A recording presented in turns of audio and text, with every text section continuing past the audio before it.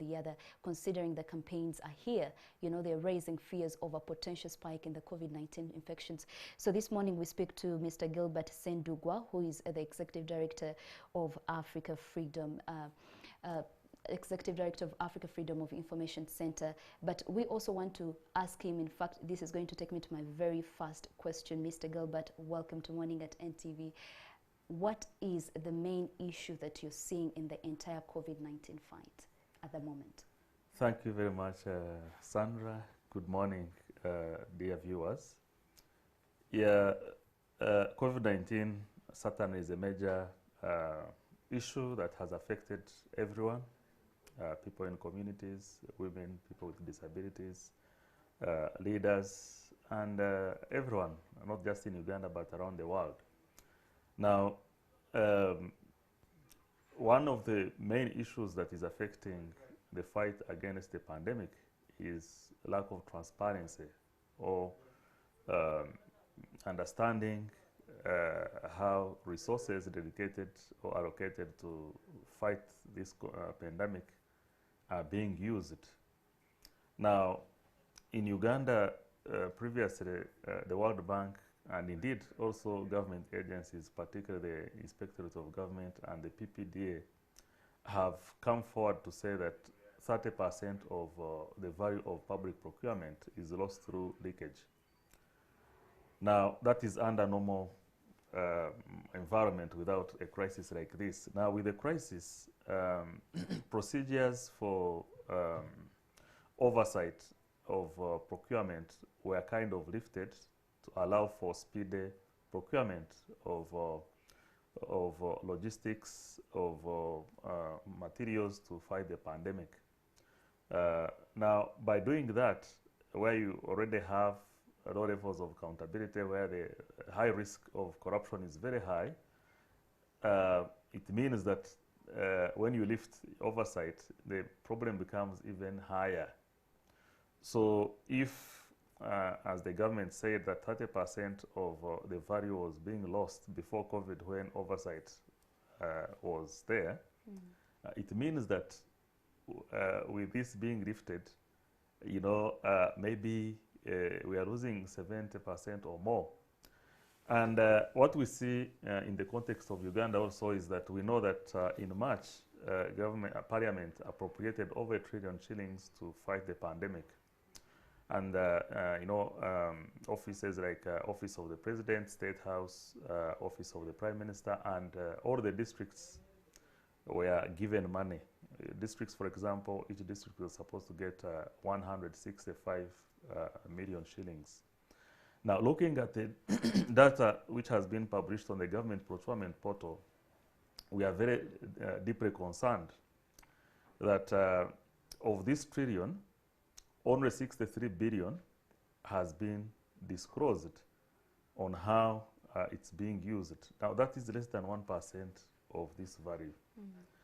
Now, when there is no disclosure, things can go wrong. Questions. Now, also further, that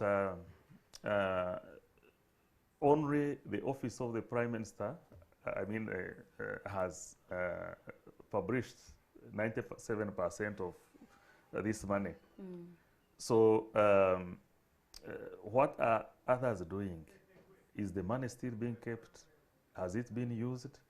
So, of the 63 billion shillings which has been disclosed, 97% of that is from the Office of the Prime Minister. And yet we know that, you know, other agencies took a lot of money. The other concern is the fact that the monitoring that we have done in 21 districts, we have found that people don't know about the 165 million shillings that were allocated to their districts. They only heard it in media. So they are asking, where did that money go? Did it come? How was it being used?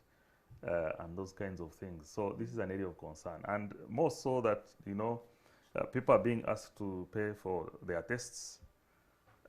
Every time you have a case in the community that is not known, the person doesn't know their status, the community don't know their status, no, the risk of infection and further spreading the disease is really quite high.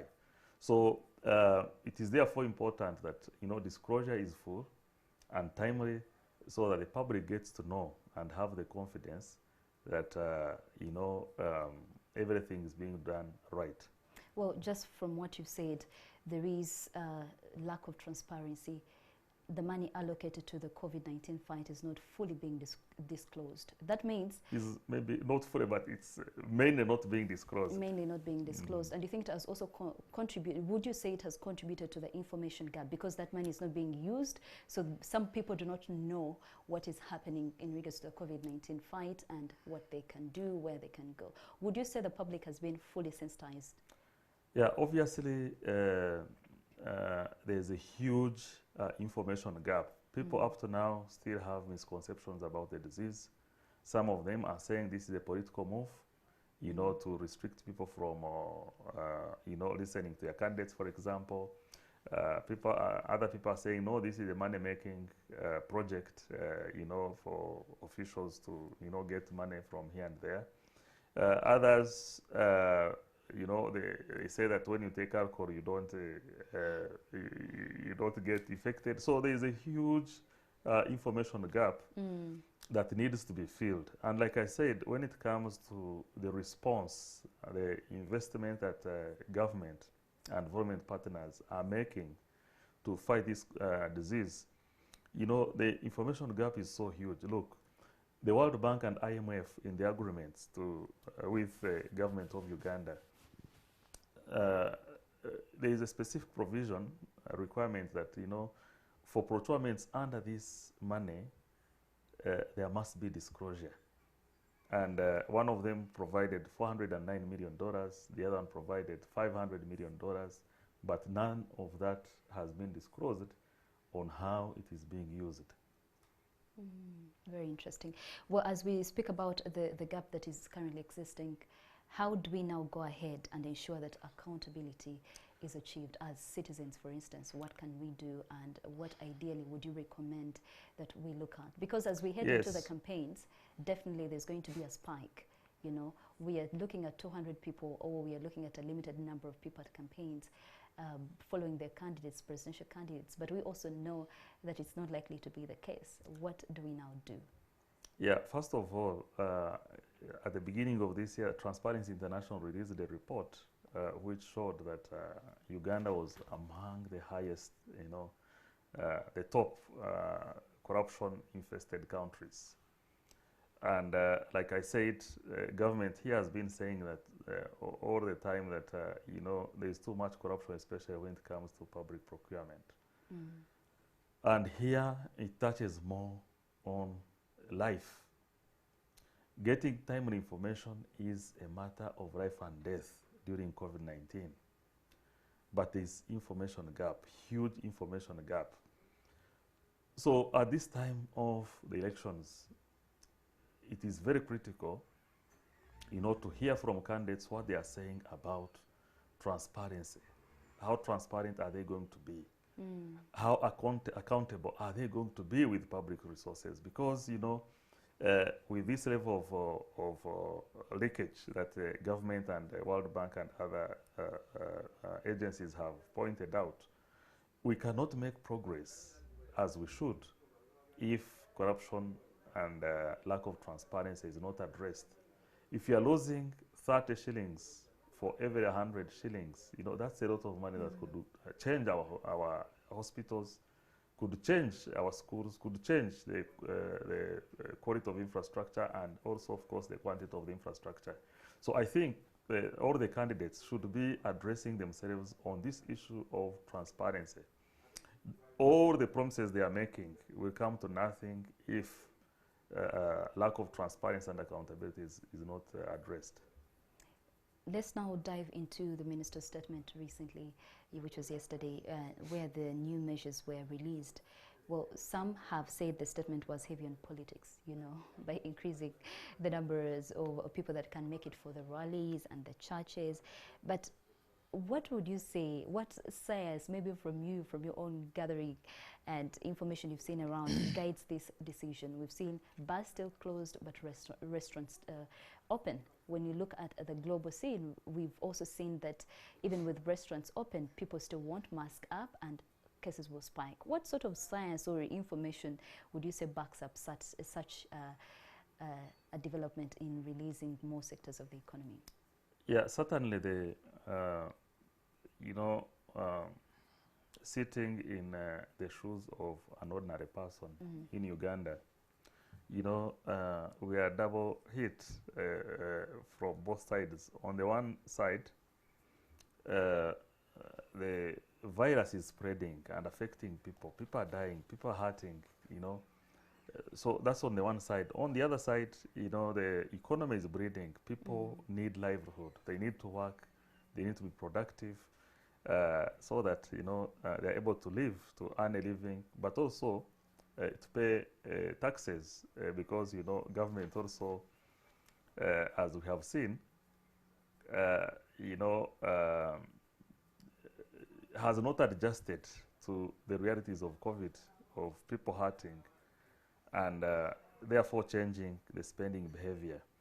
So that is an issue that needs to be addressed. So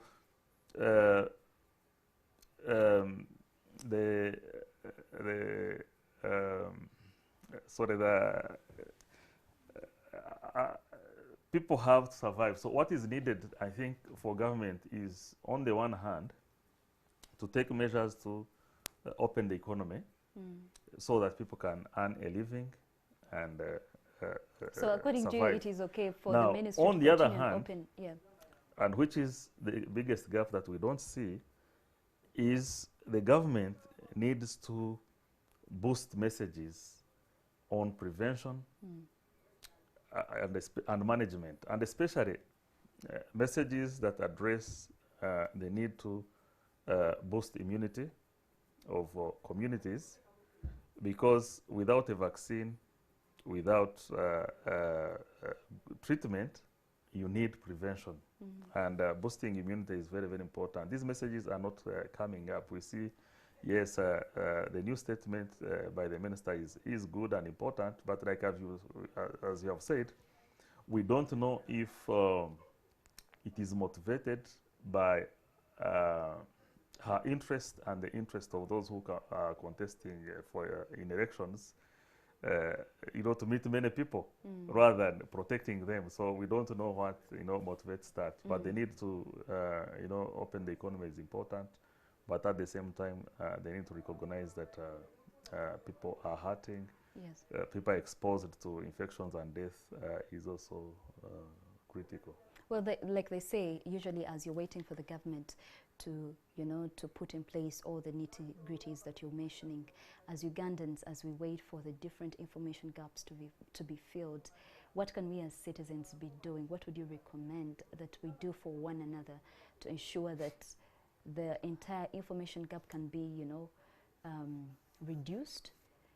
Yeah, first of all, when one of our own is infected or dies, you know, we are directly affected and impacted as citizens. So we have a duty, you know, to do everything to make sure that we protect ourselves first and foremost by implementing the measures that the government have taken place, has announced social distancing, wearing masks and hand washing and others.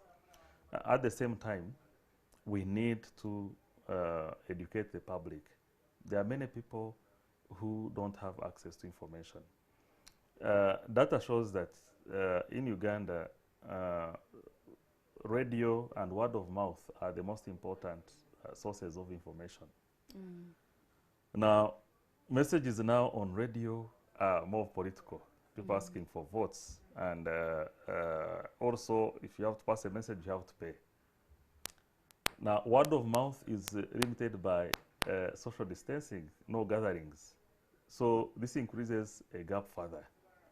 But we interact on a daily basis with friends, with family, with colleagues. So as we do that, let us also take a message to pass a message of safety. We see sometimes, people not observing safety measures. If it happens, let us remind them, yes, please, we need you. Mask up. Whether Mask it up is is a very politician, important. whether it is our family, whether it is our friends. And the political season, of course, just puts everything at stake, because politicians want to speak to the citizens, get their votes. Also, the citizens have preferred candidates, and it's very hard, of course, for a citizen to tell a presidential candidate, wear your mask. I don't know. It's pretty much going to put the entire No, I fight think at it stake. shouldn't be hard because it is in our interest to survive, Yes. first and foremost. But like you don't like So- you said already, people think this is a political move. I mean, they do not believe, some people still do not think COVID is there. They just think it's something that has just been painted over there. Yeah, that is true. Yeah, but also there are some people who know, and therefore those who know should not be scared to ask anyone, to have behaviors that promote safety rather than expose the public. And also, and I think most important, government should be pressured to increase testing. Testing is very, very important in combating this disease. Yeah. Now, government has announced that people should be paying when they are not working. Even those who are working, the pressures are very high for this income that they have. So I think government should find a way of increasing access to testing, reducing the cost of testing. That is one of the effective ways that is going to help the public. All right. Thank you so much, Mr. Gilbert Sendugwa, who is the Executive Director of the Africa Freedom of Information, for joining us on Morning at NTV. Well, Morning at NTV will take a short break and we'll be back.